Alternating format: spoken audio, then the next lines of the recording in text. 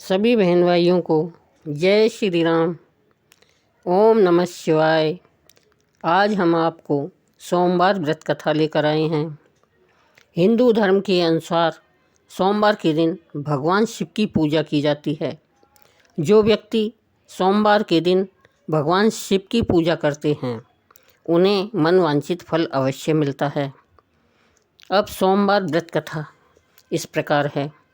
किसी नगर में एक साहूकार रहता था। उसके घर में धन की कोई कमी नहीं थी, लेकिन उसके कोई संतान नहीं थी, जिस वजह से वह बेहद दुखी रहता था। पुत्र प्राप्ति के लिए वह प्रत्येक सोमवार व्रत रखता था और पूरी श्रद्धा के साथ शिवालय में जाकर भगवान शिव और पार्वती जी की पूजा करता था। उसकी भक्ति देखकर माँ पार्वती प्रसन्न हो गई और भगवान शिव से उस साहूकार की मनोकामना पूर्ण करने के लिए निवेदन करने लगी।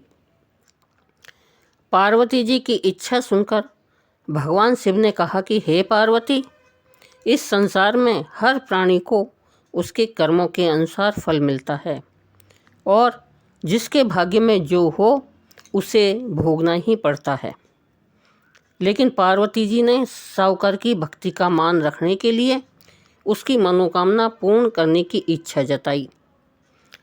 माता पार्वती के आग्रह पर शिव जी ने साहूकार को पुत्र प्राप्ति का वरदान तो दे दिया, लेकिन साथ में यह भी कहा कि उसके बालक की आयु केवल 12 वर्ष होगी। माता पार्वती और भगवान शिव की इस बातचीत को साहूकार सुन रहा था। उसे ना तो इस बात की खुशी थी और ना ही गम। वह पहले की भांति शिव जी की पूजा करता रहा। कुछ समय उपरांत साहूकार के घर एक पुत्र का जन्म हुआ। जब वह बालक 11 वर्ष का हुआ तो उसे पढ़ने के लिए काशी भेज दिया गया। साहूकार ने पुत्र के मामा को बुलाकर उसे बहुत सारा धन दिया और कहा कि तुम इस बालक को काशी विद्या प्राप्ति के लिए ले जाओ और मार्ग में यज्ञ कराओ। जहाँ भी यज्ञ कराओ वहीं पर ब्राह्मणों को भोजन कराते और दक्षिणा देते हुए जाना। अब दोनों मामा भांजे इसी तरह यज्ञ कराते और ब्राह्मणों को दान दक्षिणा देते काशी की ओर चल पड़े। रास्ते में एक नगर पड़ा जहाँ नगर के राजा की कन्या का विवाह था, लेकिन जिस राजकुमार से उसका विवाह होने वाला था वह एक आंख से काना था। राजकुमार के पिता ने अपने पुत्र के काना होने की बात को छुपाने के लिए एक चाल सोची। साहूकार के पुत्र को देखकर उसके मन में एक विचार आया। उसने सोचा, क्यों न इस लड़के को दूल्हा बनाकर राजकुमारी से विवाह करा दूं। विवाह के बाद इसको धन देकर विदा कर दूंगा और राजकुमारी को अपने नगर ले जाऊंगा। लड़के को दूल्हे का वस्त्र पहनाकर राजकुमारी से विवाह कर दिया गया। लेकिन साहूकार का पुत्र एक ईमानदार शख्स था। उसे यह बात न्याय संगत नहीं लगी। उसने अवसर पाकर राजकुमारी की चुन्नी के पल्ले पर लिखा कि तुम्हारा विवाह मेरे साथ हुआ है, लेकिन जिस राजकुमार के संग तुम्हें भेजा जाएगा वह एक आंख से काना है। मैं तो काशी पढ़ने जा रहा हूँ। जब राजकुमारी को इस बात का पता लगा और उसने चुन्नी पर लिखी बातें पढ़ी तो उसने अपने माता पिता को यह बात बताई। राजा ने अपनी पुत्री को विदा नहीं किया, जिससे वह बारात वापस चली गई।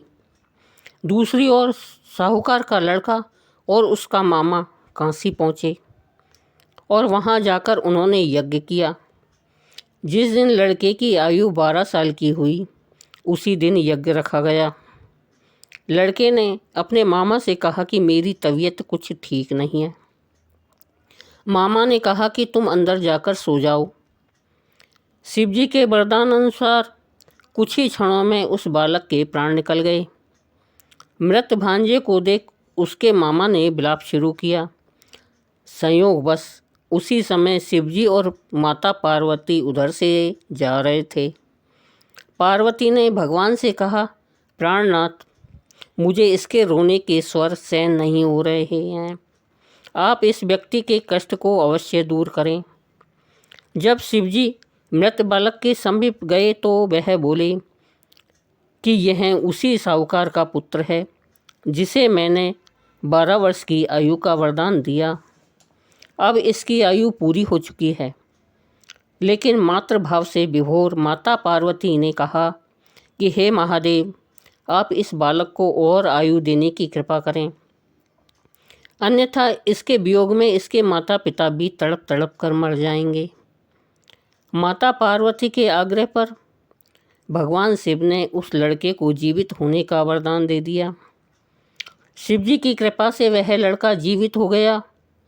शिक्षा समाप्त करके लड़का मामा के साथ अपने नगर की ओर चल दिया।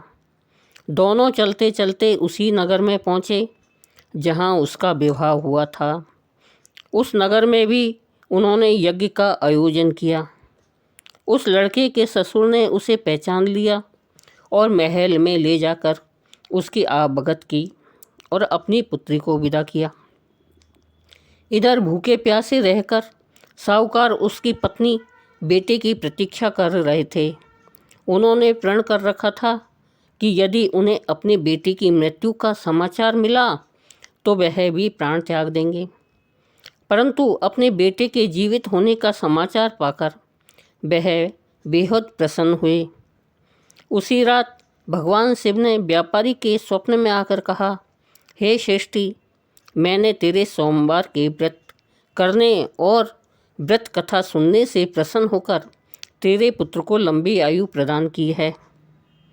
जो कोई सोमवार का व्रत करता है या कथा सुनता है और पढ़ता है, उसे के सभी कष्ट दूर होते हैं और समस्त मनोकामना पूर्ण होती है। बोलो नमः शिवाय, ओम नमः शिवाय। बोलो भोले शंकर भगवान की जय। अब मैं आपको सोमवार व्रत की विधि बताती हूँ।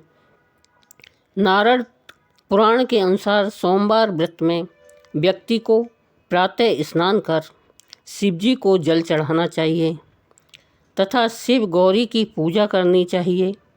शिव पूजन के बाद सोमवार व्रत कथा करनी चाहिए। इसके बाद केवल एक समय ही भोजन करना चाहिए। सोमवार का व्रत साधारणतया दिन के तीसरे पहर तक होता है, यानी शाम तक रखा जाता है।